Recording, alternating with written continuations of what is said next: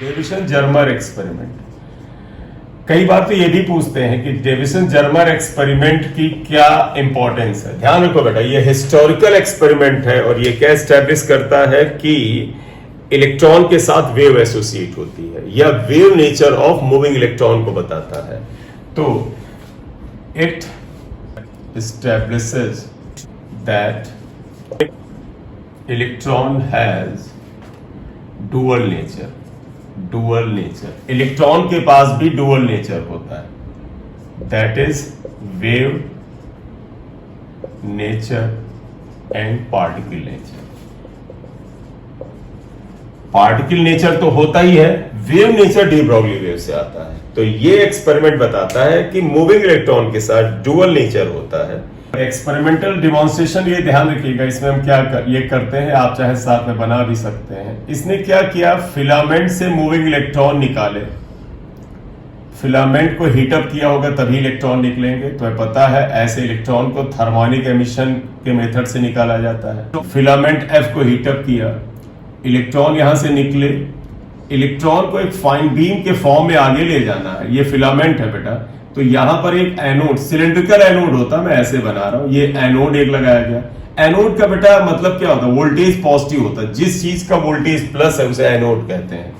तो ये एनोड रखते हैं। एनोड क्या करता है, जो इलेक्ट्रॉन यहां से निकलते हैं बेटा, उनको बड़ी गति दे देता है और उनको काइनेटिक एनर्जी प्रोवाइड करता है, और ये जाकर के बड़ी हाई वेलोसिटी के साथ एक निकल क्रिस्टल पे टकराते हैं। तो ये मूविंग इलेक्ट्रॉन को एनोड एक्सेलरेट करता है। कैसे हम कर लेंगे, यहां पर एक निकल का क्रिस्टल ही रखता है, निकल का क्रिस्टल, और इसके ऊपर इलेक्ट्रॉन जो होते हैं ये जाते हैं और फाइन बीम यहां पे टकराती है इलेक्ट्रॉन की। इलेक्ट्रॉन इधर उधर बिखर जाते हैं बेटा, देखिए लगातार इलेक्ट्रॉन टकराएंगे, इधर उधर बिखर जाएंगे, कुछ इधर कुछ इधर, इधर उधर जाएंगे। तो ये स्कैटर्ड इलेक्ट्रॉन्स होते हैं। ये निश्चित रूप से हमें उन इलेक्ट्रॉन से कोई मतलब नहीं है जो हम अपने एक्सपेरिमेंट में पकड़ ना पाए। तो यहां पर एक इंस्ट्रूमेंट रोटेट करता है जिसे आप काउंटर या कलेक्टर कह सकते हैं ये, और ये अपनी जगह पर ऐसे कुछ एंगल पर ऐसे ऐसे ऐसे ऐसे घूमता रह सकता है। ऑब्वियसली बात, जब ये यहां होगा तो जो इलेक्ट्रॉन स्कैटर्ड होकर यहां जाएंगे उनके लिए एंगल ऑफ स्कैटरिंग फाई अलग होगा। जब ये इधर जाएगा तो एंगल ऑफ स्कैटरिंग अलग होगा। यानी जिन इलेक्ट्रॉन को, ये स्कैटर्ड इलेक्ट्रॉन्स को ये कलेक्ट करता है और कलेक्ट करके ये भेज देता है टूवर्ड्स गैलेनोमीटर की तरफ भेज देता है। बोलिए, क्लियर? इसे आप चाहें तो डिटेक्टर कह सकते हैं, डायफ्रैक्टेड बीम ऑफ इलेक्ट्रॉन या स्कैटर्ड बीम ऑफ इलेक्ट्रॉन, जो भी आप कहते हैं, स्कैटर्ड या diffracted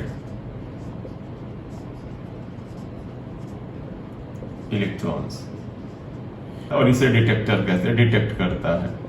phi is angle of scattering. ये निकल क्रिस्टल है। क्रिस्टल में तो पता है बेटा, उसमें एटम्स या मॉलिक्यूल एक ऑर्डर में अरेंज होते हैं। जो ये हमने प्लेन बनाए इन्हें हम ब्रैक्स प्लेन कहते हैं। ये ऐसे रहते हैं, इतना लिख लो यहां पर। एक काम और करते हैं कि अगर आप इसको, ये एनोड है, ए इज एनोड, देखो एफ इज व्हाट, फिलामेंट,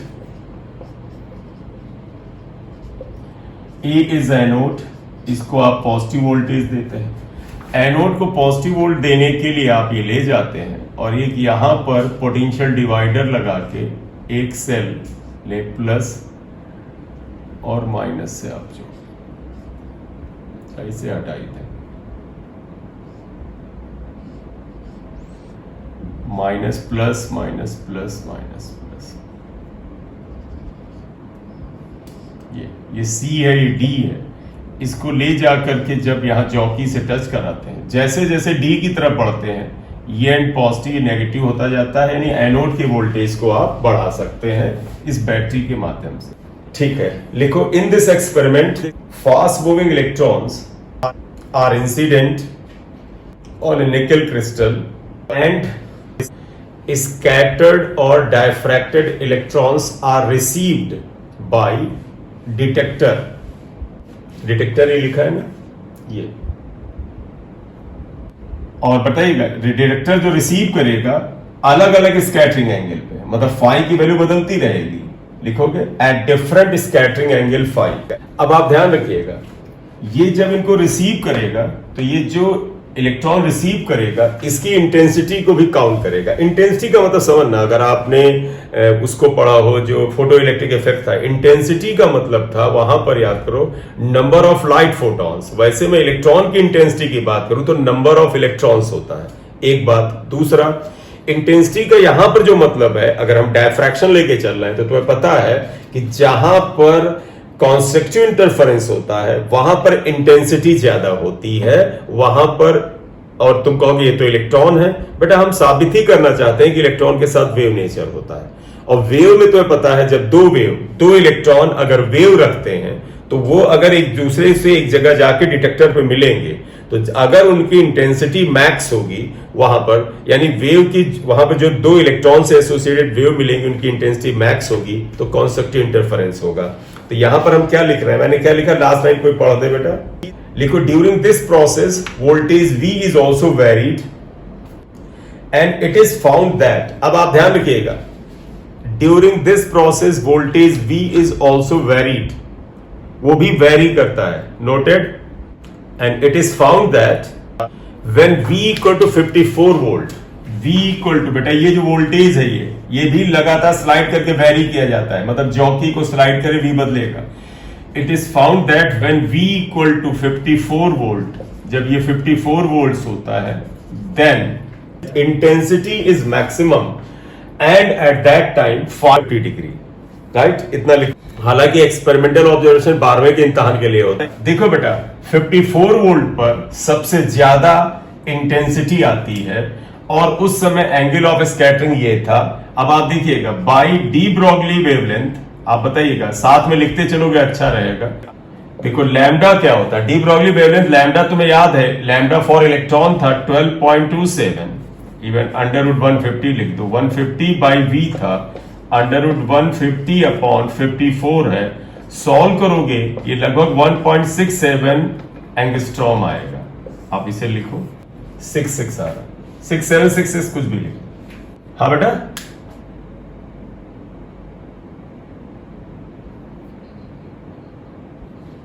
150 है बेटा, फार्मूला तुम लोग अभी पढ़ाया उसको भी भूल जाते हो बेटा।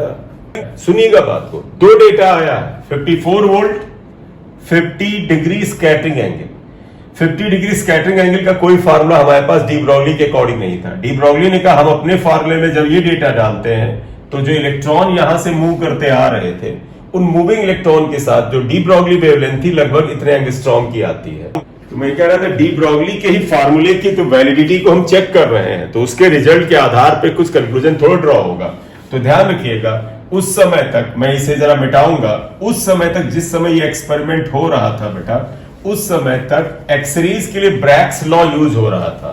तो but according to Bragg's law जो कि वेल एस्टैब्लिश था बेटा और अप्लाई होता था, तुम्हें याद होगा 2d sin theta equal to n lambda होता है, जहां पर n जो है इसे ऑर्डर कहते हैं और इसकी वैल्यू यहां 1 रखा जाएगा। लैम्डा पता करना है, थीटा को ग्लांसिंग एंगल कहते हैं। ये बेटा वो फाई नहीं है बेटा, थीटा इज ग्लांसिंग एंगल, वो क्या होता हम बताते हैं अभी।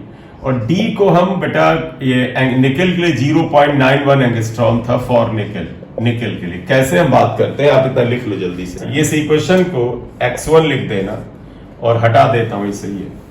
अब ग्लांसिंग एंगल क्या हुआ, जो हमने अभी डायग्राम बनाया था उसका छोटा सा पार्ट ये बनाते हैं। याद करो ये निकल क्रिस्टल था, इसके ऊपर हम ब्रैग्स प्लेन ऐसे लेते थे, ये ब्रैग्स प्लेन होते हैं। ये जो निकल के अंदर ये जो डिफरेंस यानी ये जो आपके क्रिस्टलाइन स्ट्रक्चर में जो प्लेन होते हैं इनके बीच की डिस्टेंस 0.91 थी, ये निकल के लिए लिखा गया, ठीक है। इसके बाद आप देखिएगा इलेक्ट्रॉन ऐसे आता है और ऐसे आकर के इसके ऊपर पड़ता है। ये इस समय इलेक्ट्रॉन ऐसे स्कैटर्ड हो गया था और इसका स्कैटरिंग एंगल ये फाई जो था ये 50 डिग्री था।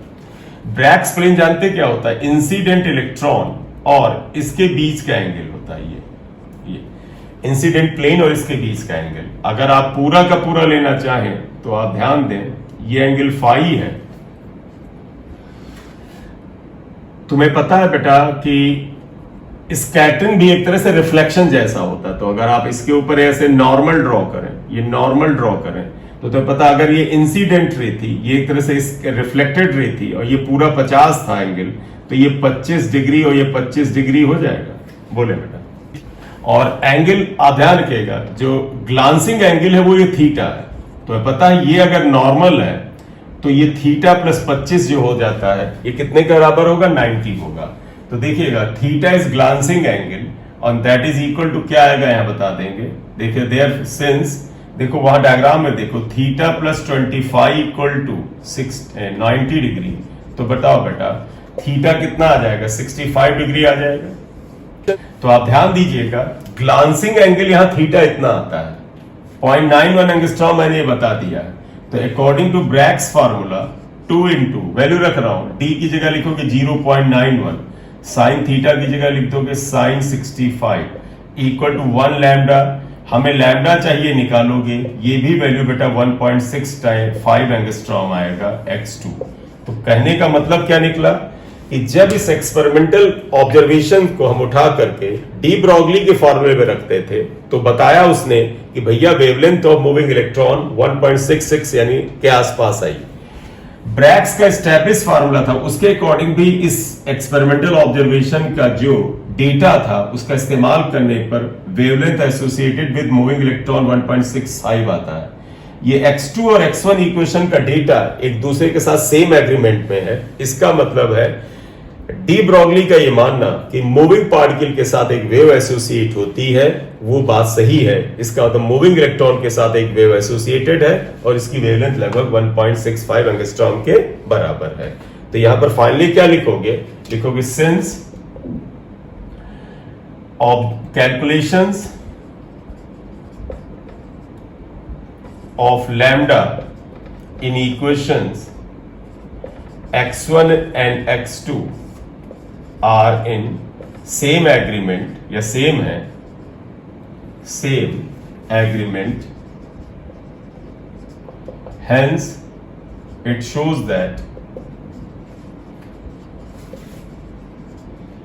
moving electron has matter wave of lambda 1.66 या 1.65 एंगस्ट्रॉम, राइट? नहीं, मैं ये कह रहा था, आप बताइएगा, कोई लाइट रे, कोई रे ये पड़ती है इधर जाती है तो एक तरह से रिफ्लेक्शन ही तो हुआ। ये वाला ये नहीं एक्चुअल निकल क्रिस्टल है बेटा, ये निकल क्रिस्टल है। क्रिस्टल में आप क्या जानते हैं? क्रिस्टल का ये मतलब होता है कि उसके अंदर यहां पर एटम्स ऐसे ऐसे अरेंज हैं, तो यहां पर ऐसे, तुम्हें याद हो क्रिस्टल में अरेंज होते हैं, एक ऑर्डर में अरेंज होते हैं।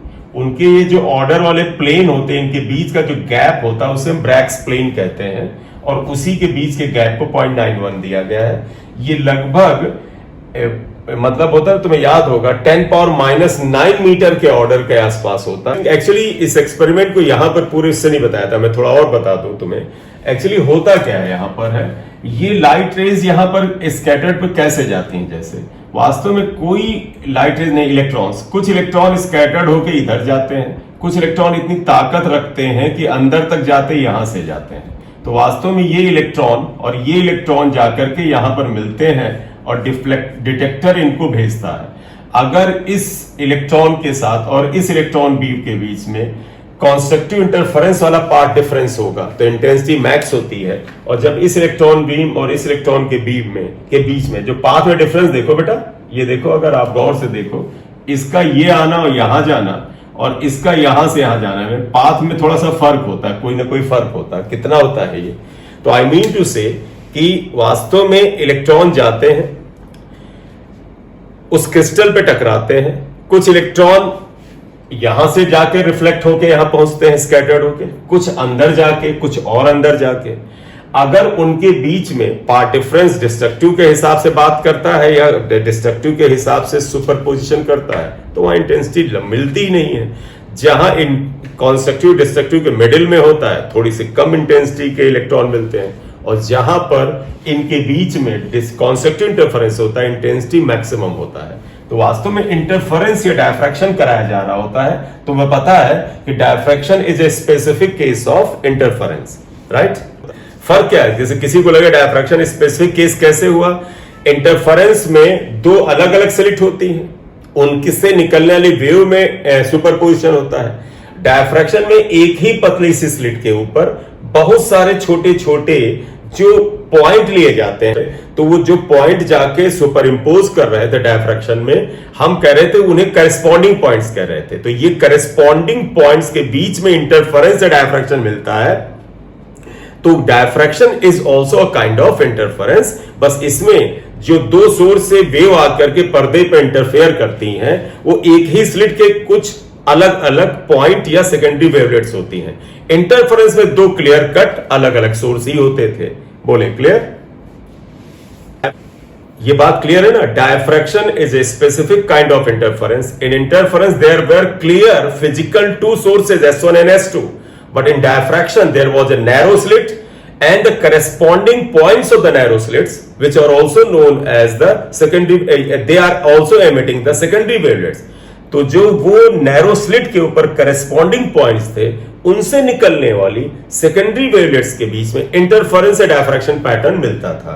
इसलिए हम कह सकते हैं कि इन इलेक्ट्रॉन्स के बीच में पर्दे पर जाने के बाद, डिटेक्टर पे जाने के पास एक इंटरफेरेंस होता है। जहां इंटेंसिटी मैक्स होती है ये कंस्ट्रक्टिव होता है, जहां मिन होती है वहां डिस्ट्रक्टिव होता है। देखा गया इंटेंसिटी जब मैक्स होती है उस समय ये जो एंगल था जहां से इलेक्ट्रॉन यहां रिसीव किए गए थे, ये 50 डिग्री था और वोल्टेज 54 वोल्ट था। ठीक है।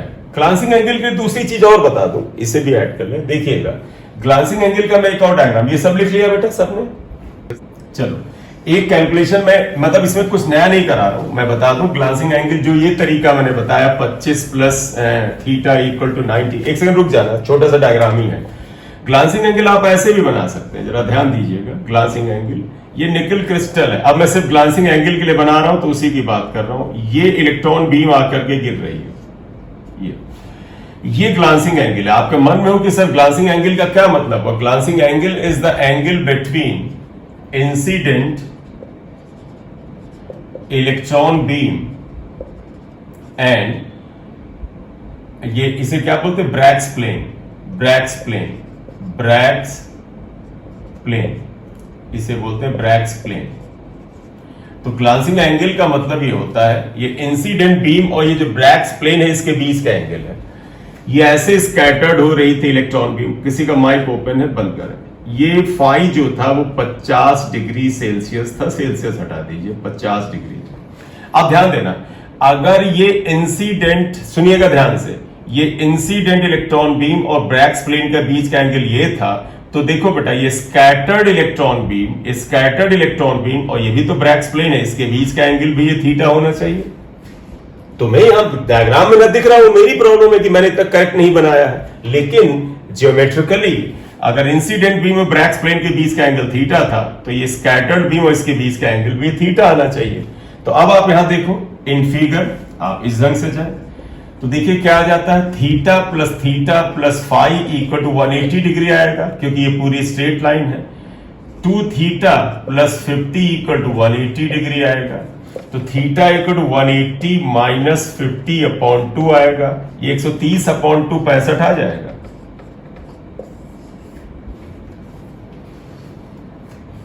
आप इसको रख करके सॉल्व कर लीजिएगा। 2 इंटू, अरे हाँ ना कुछ बोलोगे कि बस ऐसे बैठे रहोगे? 1.65 एंगस्ट्रॉम ये आ जाएगा। आप इस तरह से निकाल लीजिए, आपकी चॉइस है। ठीक है, बंद करें।